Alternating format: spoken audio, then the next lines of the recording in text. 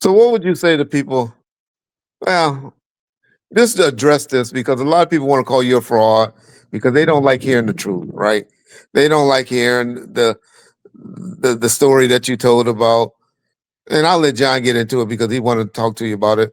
But his ability to be a gangster, or I'll just talk about the thing, the second rape incident. Okay. And people don't, because they haven't heard it. Nobody on YouTube reported it, and so now that you bring it out, it got to be a lie.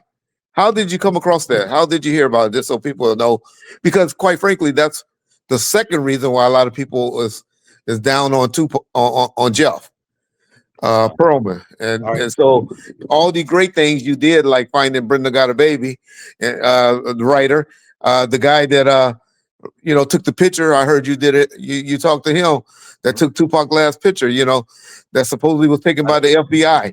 Yeah. If you could tell, Done it. Do you want me to just tell you the story of what happened with the rape? yeah. Okay. First of all, I just want to say, people who are like, he's just trying to sell books, right? Me reporting about Tupac having a previous sexual assault accusation does not help sell books. It actually hurts selling books because Well, it leads turns a lot to, of people off. Yes, correct. of course, I Yeah. understand that. To me, like, you either decide you're a journalist or you're not a journalist. Like, you have a decision to make. You're a journalist or you're not a journalist. You're a reporter or you're not a reporter. I was going through police records, old police records. I can't say where I got it from because it would give away a source, but I was going through old Okay. police records and old files. And I found and verified an accusation made by a woman approximately 4 months before the Parker Meridian situation. It happened at a club in Los Angeles. Go ahead. What are you going to say? No, that's what I'm about to say. It happened in LA, but go ahead. Happened in LA. Okay. It was at a club. This woman was out for her 21st birthday. She was dating a member of the USC football team. She was out with her friends. She was drinking. She told her friends to wait. For some reason, her friends took off. Like there was a miscommunication. Her friends took off. She had danced with Tupac earlier in the night briefly. According to her, this is all according to her. I just want to say, like, and the police. Okay. So this is not me making up anything. Don't die on us, Reggie. Stay with us. I'll try not to. Okay, I was right. gonna say you better produce that police report because that's really killing you off. I You don't. better think of a way to put up that I'm going to police be honest report. with you. I don't care if it like. I'm not a liar. So if people are like, oh, blah blah blah, like, okay, so the internet is going to like. I'm a journalist. What am I? What do you, I mean? Because you got so much good stuff in there that people need to see. But Even if it's I too show it, bullshit. Yeah, You know what? Even that's if I true. show it, They'll they'll say be you like, made it up. you made it Yeah, up, or why are you disrespecting someone who died, or why you yeah, don't. You yeah. can't win in 2025. You can't Correct. win. And I with agree. everything is reduced to a 20-second clip. You can't win anymore. And people don't understand what journalism is anymore. Actually, honestly, Correct. pisses me off a little bit. And I know Yeah. whatever. Okay. I have access to this police report. I verified to be true. This woman Okay. was at a club in LA. She's And celebrating. obviously you'll editor as well. It's not like you got an Amazon. You're not produced by Amazon. You have No, a legit of publishing house course. behind you. And of course, you show it to a lawyer. Everything gets thoroughly vetted. Everything. Correct. Okay. Okay. She's at this club. She dances with Tupac. It's just a dance. She said she wrote it, said in this report too, I believe. Her friends leave. She's abandoned. Tupac and some of his friends see her there because she's kind of stranded at this club. I don't remember what time it was. And they offer her, "Do you need a ride home?" And she said to me, because I interviewed her later, she said to me, I felt sort of in my head, at least, she was obviously remembering 30 years ago. So who the heck knows how much. She said, in my head, I thought, well, this is a famous person. So in a way that protects me a little. A famous person isn't going to do something to me, whether that's logical or not. That's what she was thinking. They drive back to his place. And again, this is all in the police report, okay, filed by her. They drive back to his place. She says, I'll stay. He said, I have to go in and get something. This is, again, a court. This is not me saying this. I just want to reiterate. This is a police report and a follow-up interview with the woman. She said, he said, I'm going to go in and get something. She says, I'll wait in the car. He says, no, come in. She goes in. Long story short, she said Tupac sexually assaulted her and then invited his friends in to do the same. Mhm. She kind of resisted. And basically Why they were like, didn't he get any charges filed against him? let me get to that. Okay. Let me just tell the show. I'll get to it. I promise you I'll get to that. It's just okay. All right. I promise you. Okay. According to her, Tupac tells one of his people, who she identifies in the report, but I did not use the name for legal reasons. which I'll explain. He gets one of his friends, take her back to whatever, the club. Okay. Take her back to the club. According to her in the report and in the follow-up interview, he stopped at a certain place and said, I'll only drive you back if you have sex with me too. Right. And they were by a park and some incident happened in the park. And eventually, whatever. Okay. He drives her back to where her boyfriend is at USC. Again, he was a member of the USC football team. She's dropped out of the car.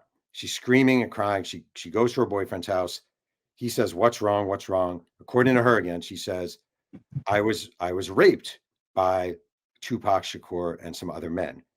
And he's like, "Where was it?" According to her, "Where was it? We need to go after." And she's like, No. I want to go to the police. I want to go directly to the police." She goes directly to the police. She files a report. She takes a test. She gives them her underwear. She has rectal bleeding. She has vaginal bleeding. She has bruises. Okay. The report is filed, and there is a marking on the report. It was not pursued because whoever the lieutenant in charge of making decisions whether to pursue a report or not, on the report it said victim, and it says like VICT period. I don't remember the exact wording, but I'm paraphrasing. Had an opportunity to run away when she was being driven home and didn't. That's the reason they didn't pursue it. Okay. I read the report. I go over the report. Initially, the woman who I tracked down didn't want to talk to me. Then I told her, I said, I offered her an opportunity to read the report in case she wanted to see the report. She read the report. She called me back. She told me she was so mad reading the report because she actually had forgotten a lot of the details, in particular, why it wasn't pursued, which is you should have run away when you had a chance to run away, but you didn't, right? That's what she was told. And it's literally written there. It's not like ambiguous. They didn't file the report because they felt she had a chance to run away and she didn't. And that's why it wasn't reported.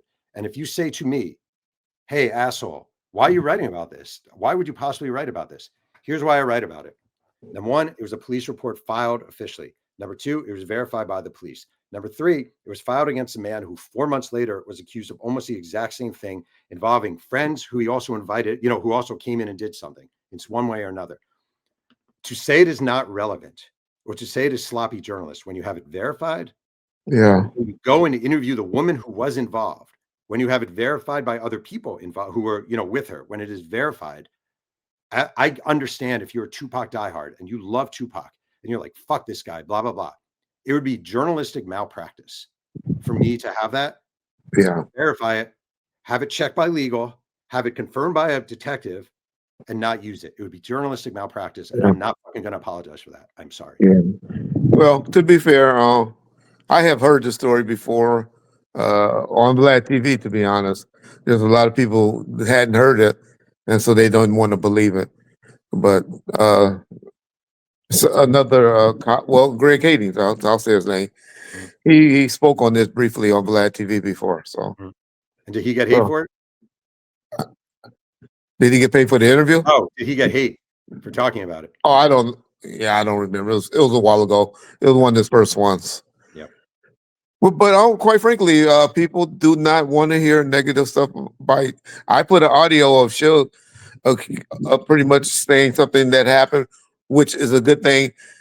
And I'll ask you about it because you said, and I know you research, and you said that it didn't happen. That Tupac wasn't sexually assaulted in prison, and you said that didn't happen, and you don't Wait, did believe Suge that. say it did? Suge talked about it and said something on the audio. Suge has always made that running joke around Death Row, but they used to call him 12 ounce when they would talk about him behind his back. They used to call it a can of soda or soda pop is the word they used to say because the rumor was that they pumped that much out of him, 12 ounces of out of him. You know what's funny? I was living in New York at that time. Not funny, but just I was living in New York, and Wendy But Williams was I'm glad to hear you say that it didn't happen. So, because I know no, you it did. researched it, so please harp on that. Well, all right. So at the time, Wendy Williams was like Wendy Williams, you guys like Wendy Williams, and she Yeah, was like repeating it nonstop, making yeah, fun of it, blah blah. So I interviewed, I would say probably 7 or 8 people who were in prison with Tupac, worked in the prison, etc. And to a man, they all just said, number one, it didn't happen, but number two, it just would have been impossible. Like there was no place or time was someone was gonna rape Tupac. Like, it wasn't possible. And these are people, he was basically with the same people every day, right? Yeah. And these are people who had nothing to gain with me. And it's funny because these were people, it was a weird, again, prison makes for weird bedfellows. Like Joey Fama was one of the guys he was close with. Joey Fama is still in prison. We like exchanged letters for like a year about Tupac.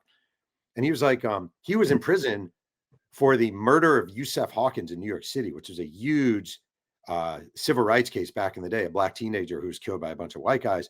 And Joey Fama was in prison for it. He insists he didn't do it, but he was in prison and he became very close with Tupac. There are other guys who became very close with Tupac.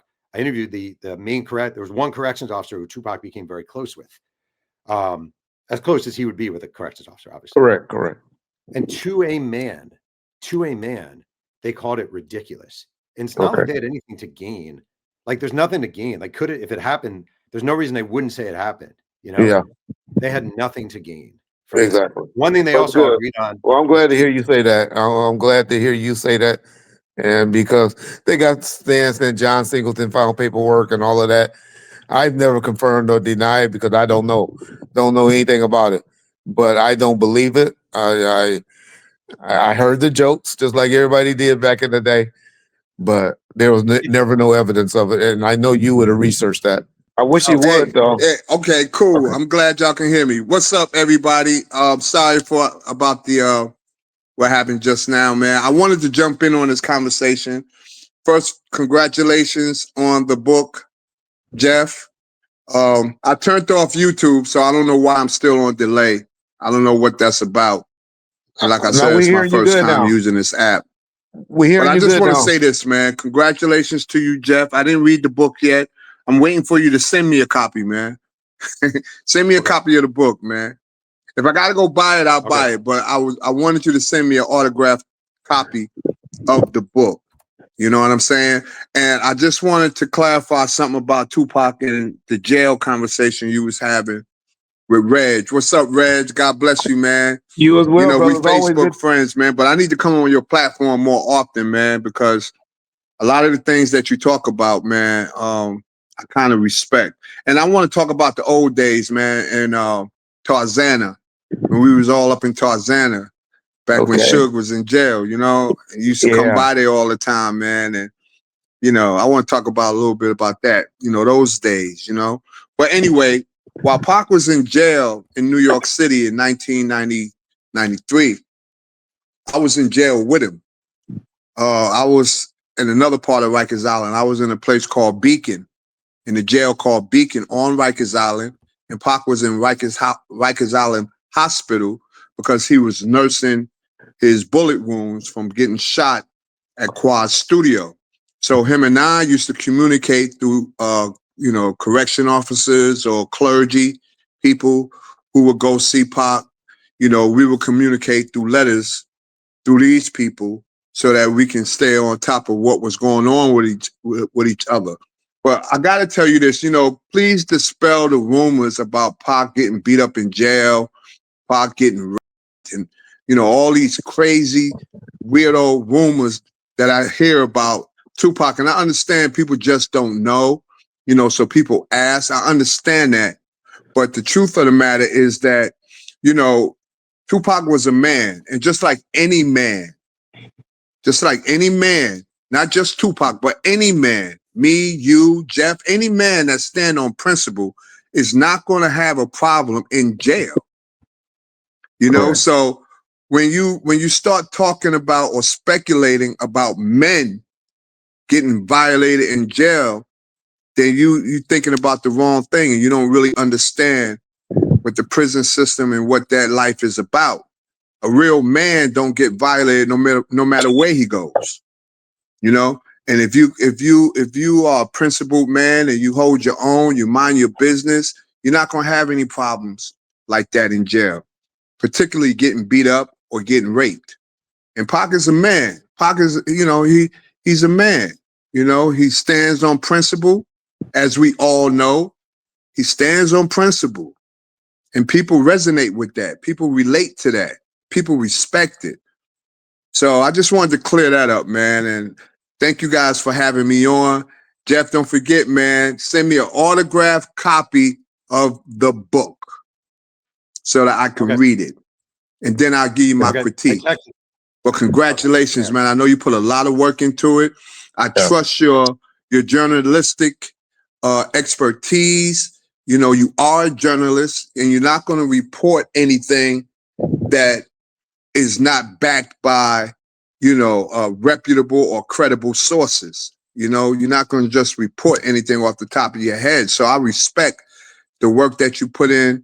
You know, you and I talked about it before. You and I relatively have a pretty cool rapport. So, you know, I expect that your book is going to do well, but send me a copy so that I can read it. Reggie, God bless you, man. You know, we stay in touch every now and then. Yeah. I like what you're doing, Reggie. I always had a high level of respect for you. I know what you've been through, man, with that death row shit, man, and I know you held it down. So God bless you, man, and we'll talk again soon. Respect, Bill, and I appreciate you, man. Peace and Respect, love. brother.